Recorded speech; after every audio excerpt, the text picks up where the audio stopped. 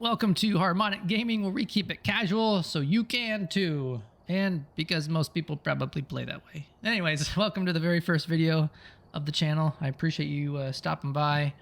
Feel free to like and subscribe if you like the content. This will just be some games that I like to play and some tips I like to share as a casual player. And Phasmophobia is definitely one of those games I enjoy. This is a video going over the rewards that I have set up at 5.41 for the reward payout. I am currently level 74. If I back up a little bit here, you'll see I'm still on recruit, so still can be considered a newbie player. I do have a lot of items leveled up at this point, but you'll also see the points here. So I get an average of 1,400 to 2,000 XP per round if I guess the ghost type, and you'll see 2 rounds at 2,000 level you up even at 74. So if you're lower levels, this is a great way to grind out some gear, either being a newer player or just someone that's still learning the ropes.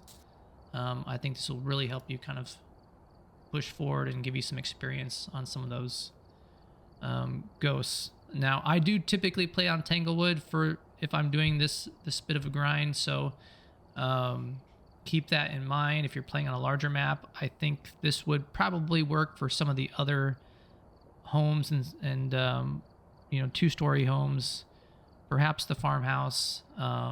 It's meant to give you a lot of ghost activity, which in turn is help you finding the clues faster. So I will just go through this.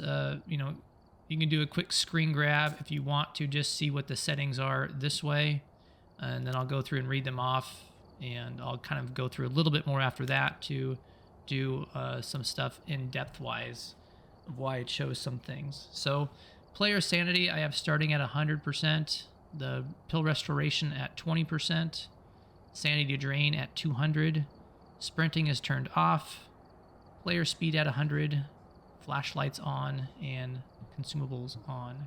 I will note that these settings are geared towards not having to run from the ghost, so we're going to be protecting ourselves with the crucifix every time, so keep that in mind. Ghost speed is set at 150, that is max.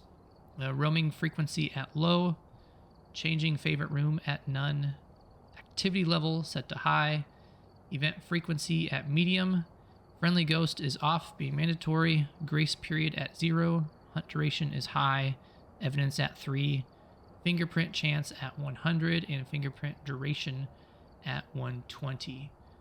The contract setup time is at 0, weather heavy rain, doors starting open at high, number of hiding places to none, sanity and activity monitor is set to on, fuse box will be on at start, and fuse box visibility will be off. Now again, the reason why I'm starting some of these high is because we're not going to be provoking a ghost hunt to be chasing us. So let's go through this a little bit more. Starting sanity I have at 100. This is because a couple reasons. One, if you drop it a little bit lower, ghosts, some of them will hunt you right away when you step inside the house. Now, I've had this happen enough times where I just want to keep this at 100. Now, if you're not worried about money as much, you can kill a couple sanity pills and start a little bit lower and get a little bit more XP. If you're playing by yourself, I think this is just fine. You know, carry 4 pills and you burn 2 of them at the beginning.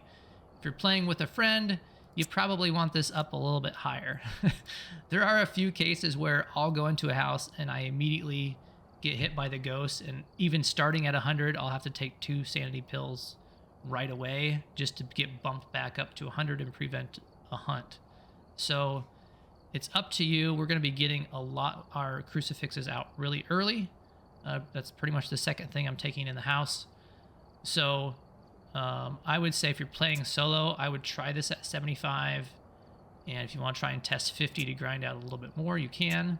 But I think this would be great for solo if you're not worried about money as much or saving money. Sanity drain speed I have at 200. This is because we'll have the lights on the whole time, and of course, turn them off in situations to try and provoke some activity. But for the most part, we'll keep the lights on and our sanity will drain very, very slowly. Sprinting I've turned off. This is because we're not going to be actively trying to get chased by a ghost. Even if that is one of the objectives, we're just going to skip that objective because the point of this is to just stay alive and grind out some easy XP. Player speed I have set at 100. This is because more so the time going back into the trailer to grab stuff. I've had this turned down to 50 before, and obviously that really bumps up your reward. But the game just isn't as enjoyable when you're this slow. You can certainly do it on Tanglewood and maybe some other maps, but it's just, you know, it's a little hard to play. So unless you're trying to challenge yourself, I would keep that turned up. If you're playing with a friend, you can certainly turn this down because there are two of you and you won't be going back to the trailer quite as often. So it can also be kind of funny when the ghost starts to activity starts to go up and scare one of you just because you can't move as fast. But I would leave that at 100 just for ease. Flashlights I have turned on. You can certainly function with this turned off for a little bit more, using the firelight in the video camera to see. The reason I have it turned on is because for whatever reason I always have trouble seeing the bone when I don't have a flashlight. I always seem to skip over it. So for my sake, I leave it on. But if you want to try it off, by all means. Consumables on, as I said, is mandatory.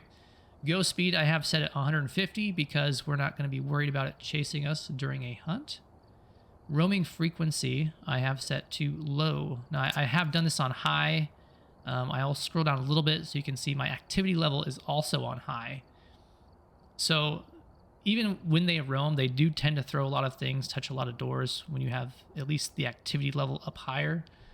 So I don't think that's as big of a deal. I like to just keep it on low because I just want the ghost to stay where, stay in its area. And hopefully that gives me more activity in that one area without me wondering if it's roaming around, out of the dot zone or something like that. So I didn't have a ton of trouble with this at high, but I definitely felt like I had better luck keeping this on low, getting things done quicker. Changing favorite rooms I've set to none.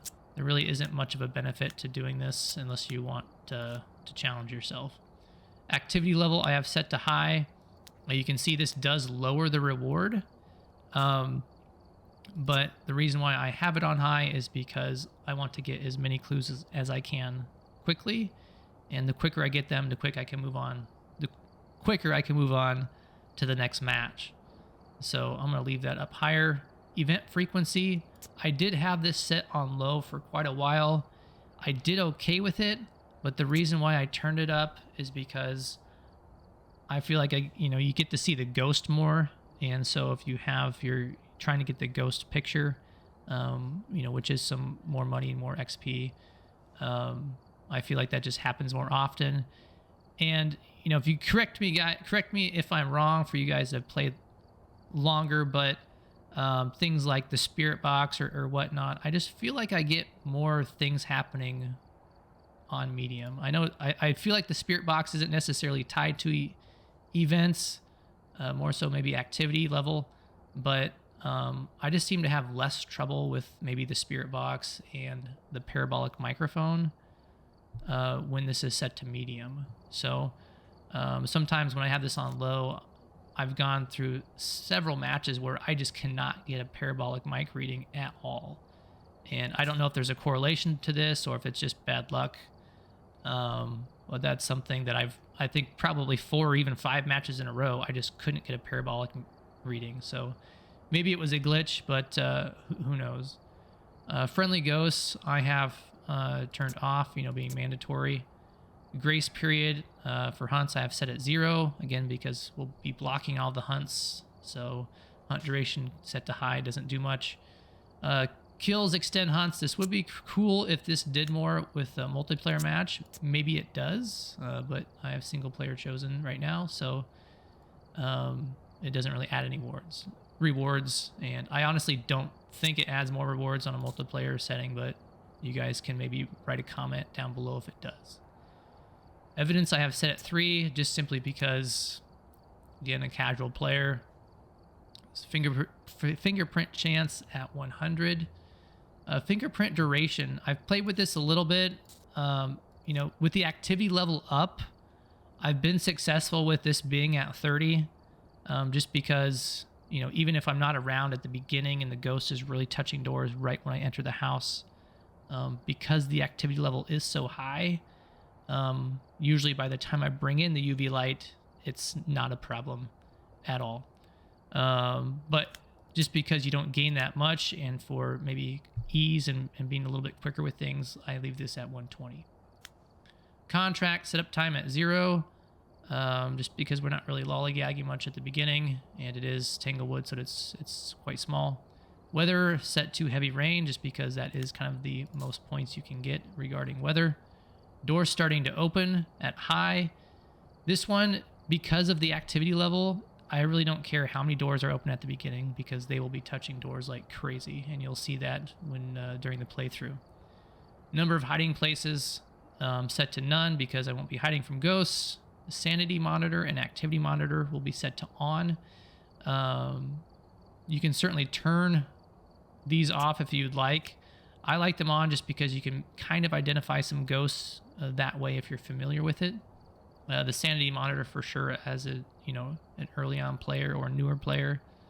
Activity monitor, you could probably be okay turning this off, just because there are a few ways you can kind of get an idea of what ghost it is with the activity monitor, but it really doesn't matter as much, in my opinion, if you have your activity level on high, because they will just be going crazy anyway. The fuse box, we're going to start as on, because we'll be using the thermometer right away, and that'll help us identify the room a little quicker. Visibility I have turned off, specifically for at least Tanglewood, because it can only be in 2 places. It's a small house. Typically, you'll naturally figure out if it's in one spot or another just by going through the house. Cursed possessions I have set at 0, just for more points, more or less. So those are my settings. I'm going to go ahead and end this video here, but I'm going to start another video if you'd like to see these settings in action. You know, see the video linked above or wherever it's at on the thumbnail there, and we'll check it out. We'll see you then.